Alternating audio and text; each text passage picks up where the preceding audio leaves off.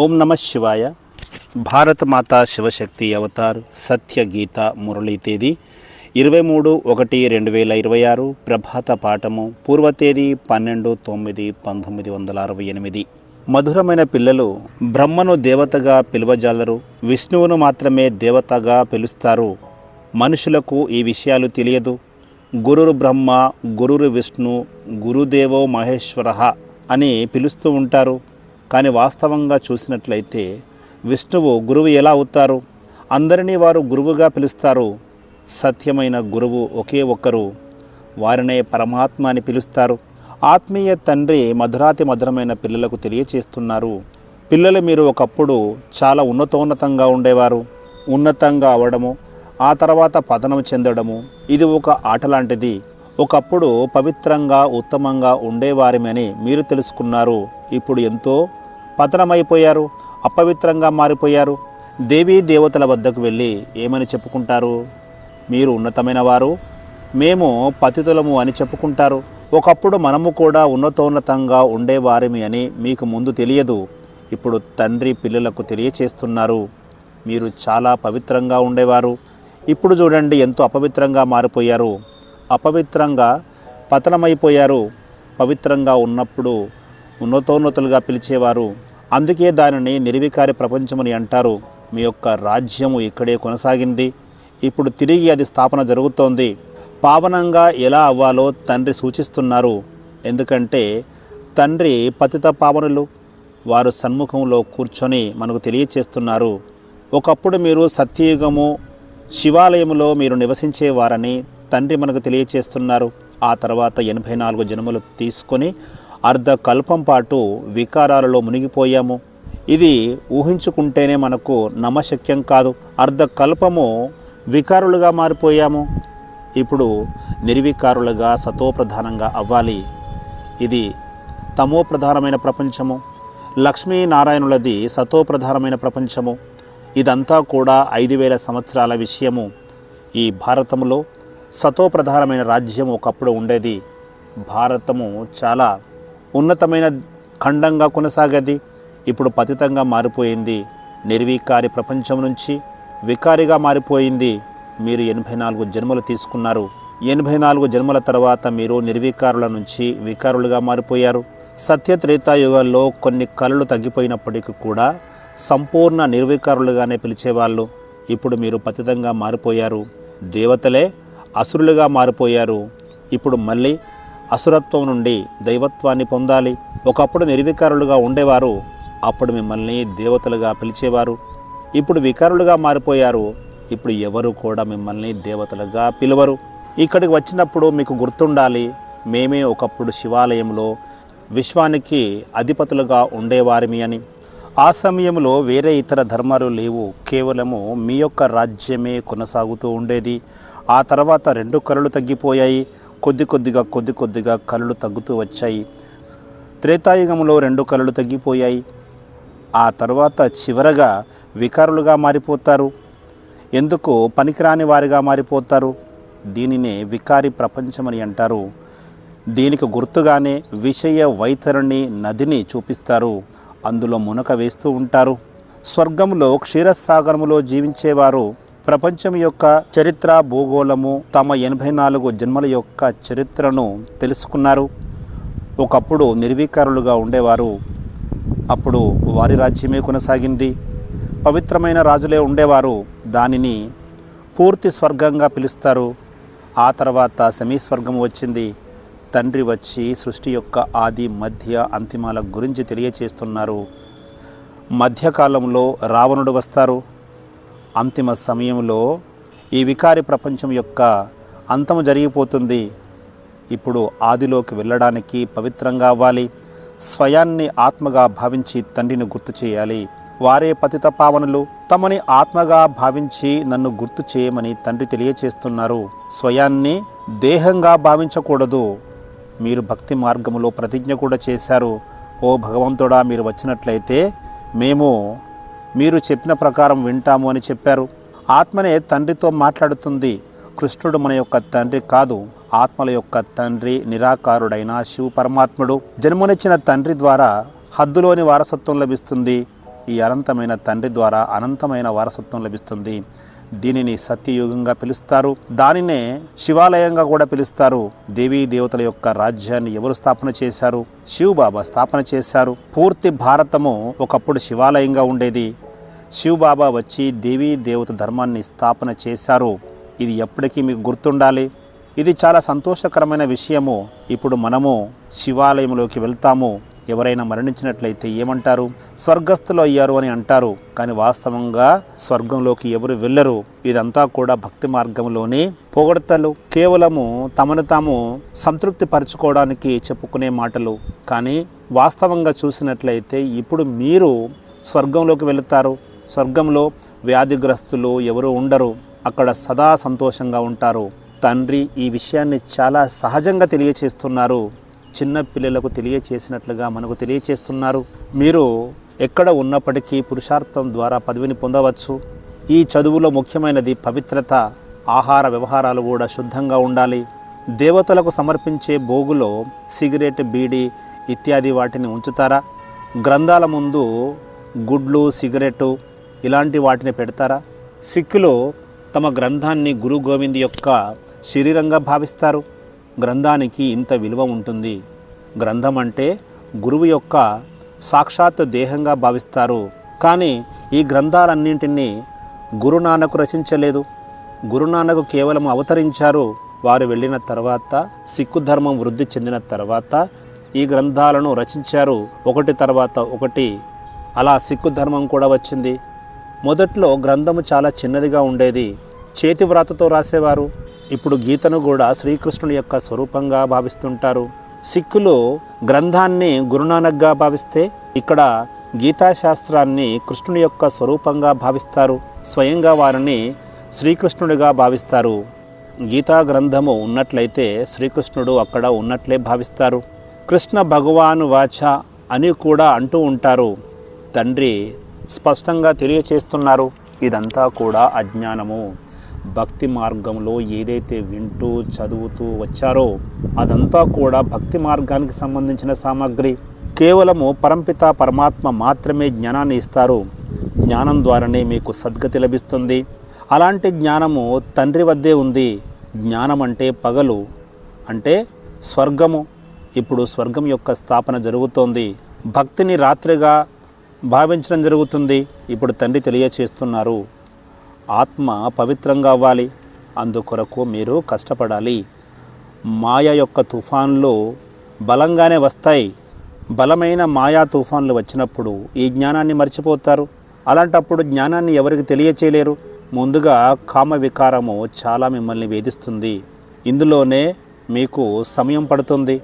వాస్తవంగా చూసినట్లయితే ఒక క్షణంలోనే జీవన్ముక్తి లభిస్తుంది. తండ్రికి పిల్లలుగా అయ్యారంటే వారసత్వానికి అధికారిగా అయినట్లే. మీరు శివబాబాను తెలుసుకున్నారు. తెలుసుకోగానే మీరు వారి వారసత్వానికి హక్కుదారులుగా మారిపోయారు. శివబాబానే ఈ గీతా జ్ఞానాన్ని ఇచ్చారు. వారే నిరంతరం నన్ను స్మృతి చేయమని శివ పరమాత్మనే చెప్పారు. నేను సాధారణ తనువులో వస్తాను అని చెప్తారు. కృష్ణుడు సాధారణమైన తనువును తీసుకోరు. కృష్ణుడు జన్మించగానే ఆకర్షణీయంగా ఉంటారు. వారి ప్రభావము చాలా ఉంటుంది. అందుకే శ్రీకృష్ణుని యొక్క మహిమ ఇప్పటి వరకు కొనసాగుతోంది. శాస్త్రాలు అన్నీ కూడా భక్తి మార్గానికి సంబంధించినవి. దీనిని ఆంగ్ల భాషలో ఫిలాసఫీ అని అంటారు. స్పిరిచువల్ జ్ఞానాన్ని స్పిరిచువల్ తండ్రి మాత్రమే ఇవ్వగలుగుతారు. వారే స్వయంగా చెబుతారు, నేనే మీ యొక్క స్పిరిచువల్ ఫాదర్ను అని. పిల్లలు మీరు ఇప్పుడు తెలుసుకున్నారు. తండ్రి జ్ఞానసాగరులు. ఇప్పుడు తండ్రి నుంచి మీరు నేర్చుకుంటున్నారు. జ్ఞానాన్ని ధారణ చేస్తున్నారు. అంతిమ సమయంలో తండ్రి వలె మీరు కూడా మారిపోతారు. అంతా కూడా ధారణ మీదనే ఆధారపడి ఉంది. తండ్రిని గుర్తు చేయడం ద్వారానే మీకు శక్తి లభిస్తుంది. జ్ఞాపకము అంటే పదును లాంటిది. ఖడ్గాలలో కూడా తేడా ఉంటాయి. ఒకటి 10 రూపాయలకు లభిస్తే మరొకటి 5 రూపాయలకే లభిస్తుంది. మరొకటి 3-4 వేల రూపాయలు వెచ్చించి కొనుగోలు చేయవలసి వస్తుంది. బ్రహ్మబాబా అనుభవి. బయట ఖడ్గానికి చాలా విలువ ఉంటుంది. గురు గోవింద్ సింగ్ యొక్క ఖడ్గానికి ఎంత గౌరవం లభిస్తుంది. పిల్లలు, మీకు యోగం యొక్క శక్తి అవసరము. అప్పుడే మీ జ్ఞాన ఖడ్గానికి పదును వస్తుంది. అప్పుడు మీరు త్వరగా అర్థం చేసుకోగలుగుతారు. డ్రామా ప్లాన్ అనుసారంగా మీరు కష్టపడుతూనే ఉంటారు. ఎంతగా తండ్రిని గుర్తు చేస్తూ ఉంటే అంతగా మీ పాపాలు తొలగిపోతూ ఉంటాయి. పతిత పావనుడైన తండ్రి మనకు యుక్తిని తెలియచేస్తున్నారు. మళ్ళీ కల్పం తర్వాత తండ్రి ఇలాగే వచ్చి మీకు జ్ఞానాన్ని ఇస్తారు. ఈ బ్రహ్మ కూడా అన్నిటినీ సమీకరించుకొని తిరిగి రథంగా మారిపోతారు. మొదట్లో తండ్రి పట్ల మీరు ఆకర్షితులయ్యారు. తండ్రిలో ఆకర్షణ ఉంది. మీరు ఆ విధంగా సంపూర్ణంగా అవ్వాలి. నెంబర్ వారీగా అవుతారు. ఇక్కడ రాజధాని స్థాపన జరుగుతుంది. ఇక్కడ ఎంతగా కష్టపడితే అంతగా పదవిని పొందుతారు. ఇప్పుడు సృష్టి చక్రాన్ని తెలుసుకున్నారు. సత్యయుగ ఆది నుంచి కలియుగ అంతిమం వరకు అన్నీ తెలుసుకున్నారు. ఇది సంగమ యుగము. పావనంగా చేయడానికి తండ్రి రావలసి ఉంటుంది. పావనంగా అంటే సతోప్రధానంగా చేయడానికి అని అర్థం చేసుకోవాలి. మీరు ఒకప్పుడు సతోప్రధానంగా ఉండేవారు. ఆ తర్వాత సతో, రజో, తమో ఈ స్టేజెస్ను దాటి వచ్చారు. మీలో మలినము కలుస్తూ వచ్చింది. మొదట్లో వెండి యొక్క మలినము చేరింది. ఆ తర్వాత ఇత్తడి యొక్క మలినము చేరింది. ఆ తర్వాత ఇనుము యొక్క మలినము చేరింది. ఇప్పుడు ఆ మలినాలు ఏ విధంగా తొలగించుకోవాలి? ఆత్మ సత్యంగా మారినట్లయితే శరీరము కూడా సౌందర్యమైనది లభిస్తుంది. ఆత్మ అసత్యంగా ఉన్నప్పుడు శరీరము కూడా పతితమైనది లభిస్తుంది. జ్ఞానము లభించడానికి పూర్వము బ్రహ్మ కూడా పూజా పునస్కారాలు చేస్తూ ఉండేవారు. నారాయణుని యొక్క పెద్ద చిత్రము ఆయిల్ పెయింట్ని తమ యొక్క గద్దెపైన పెట్టి ఉంచుకునేవారు. ఎంతో ప్రియంగా వారిని గుర్తు చేసేవారు. వారి వలె మరెవరు కూడా గుర్తు చేసేవారు కాదు. ఒకవేళ తమ బుద్ధి ఎక్కడికైనా ఒకవేళ పొరపాటున తమ యొక్క బుద్ధి అటు ఇటు వెళ్ళినప్పుడు తనను తానే చెంపదెబ్బ వేసుకునేవారు. మనసును ఎందుకు పరిగెడుతున్నావని ప్రశ్నించేవాడు. దర్శనము ఎందుకు లభించడం లేదు అని ప్రశ్నించుకునేవారు. ఎందుకంటే అది భక్తి మార్గము. ఆ తర్వాత విష్ణువు యొక్క దర్శనము కలిగినప్పటికీ ముక్తి లభించినదా? లభించలేదు కదా. పురుషార్థము తప్పకుండా చేయవలసిందే. ఇక్కడ మనకు ఏం ఆబ్జెక్ట్ లభించింది? వీరొకప్పుడు చైతన్యంలో దేవీ దేవతగా ఉండేవారు. ఆ తర్వాత వారి యొక్క జడ చిత్రాలను తయారు చేశారు. ఇప్పుడు మేము పతితులమని మీరు తెలుసుకున్నారు. తండ్రి పావనంగా తయారు చేయడానికి వచ్చారు. నరుని నుంచి నారాయణుడిగా తయారు చేస్తారు. అలాంటప్పుడు ఈ చదువును మంచిగా చదవాలి. బ్రహ్మను దేవతగా పిలుస్తారా? విష్ణువు దేవత అని చెప్పడము సరి అయినదే. మనుషులకు ఏది కూడా తెలియదు.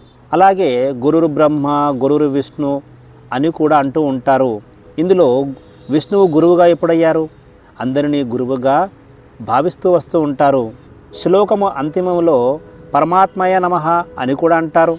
వారినే గురువుగాను వారినే పరమాత్మగాను పిలుస్తారు. కానీ అందరికంటే పెద్దవారు తండ్రి కదా. వారి ద్వారానే మనం తెలుసుకుంటున్నాము. ఇతరులకు తెలియచేయడానికి తెలుసుకుంటున్నాము. సద్గురువే మీకు తెలియచేస్తున్నారు. ఆ తర్వాత మీరు దానిని ఇతరులకు తెలియచేస్తారు. బయట ఉండే గురువులను తండ్రిగా భావించలేరు, టీచర్గా కూడా భావించరు. ఈ జ్ఞానమంతా కూడా మీ బుద్ధిలో ఇప్పుడు ఉన్నది. మేము ఒకప్పుడు శివాలయంలో ఉండేవారిమి, ఇప్పుడు వేశ్యాలయంలోకి చేరుకున్నాము. ఇప్పుడు తిరిగి స్వర్గ శివాలయంలోకి వెళ్ళాలి అని మీరు తెలుసుకున్నారు. తండ్రి తప్ప మరెవరు కూడా అక్కడికి తీసుకువెళ్ళలేరు. పలానా వ్యక్తులు బ్రహ్మలో లీనమయ్యారు అని మాట మాత్రంగా చెప్పవచ్చు. జ్యోతి జ్యోతిలో కలిసిపోయింది అని కూడా చెప్తారు. కానీ ఆత్మ అవినాశి. ప్రతి ఆత్మలో ఒక పాత్ర ఇమిడి ఉంటుంది. అందరూ కూడా ఇక్కడ నటులే. ప్రతి ఒక్కరూ తమ పాత్రను ఇక్కడ పోషించాలి. అది ఎప్పటికీ అంతము కాదు. ఆత్మ అవినాశి, దాని యొక్క పాత్ర కూడా అవినాశి. ఈ ప్రపంచంలోని ఆత్మలందరూ కూడా వారి వారి పాత్రను పోషిస్తూ ఉంటారు. షూటింగ్ మాదిరిగా ఇక్కడ కూడా అనాది షూటింగ్ జరిగింది. ఇది చాలా అద్భుతమైన విషయము. ఈ ప్రపంచం యొక్క చరిత్ర, భూగోళము పునరావృతం జరుగుతూ ఉంటుంది. ఆత్మలు అందులో తమ పాత్రను పోషిస్తారు. ఆత్మ చాలా అద్భుతమైనది, చాలా చిన్నగా ఉంటుంది. ఇందులో 84 జన్మల యొక్క పాత్ర ఇమిడి ఉంది. శరీరాన్ని తీసుకొని తమ పాత్రను అభినయిస్తూ ఉంటుంది. దాని పాత్ర ఎప్పుడు ఎక్కడ ఆగిపోదు. ఇది చాలా అద్భుతమైన విషయం కదా. ఇది అద్భుతమైన నక్షత్రము లాంటిది. బురుకుటి యొక్క మధ్యలో మెరుస్తూ ఉంటుంది.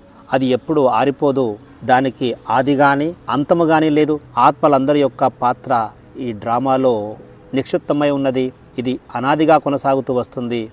కోట్లాది ఆత్మలు ఎవరైతే ఉన్నారో వారందరి యొక్క పాత్ర అవినాశిగా కొనసాగుతూనే ఉంటుంది. మొట్టమొదటి నటులు మహారాజా మహారాణులు.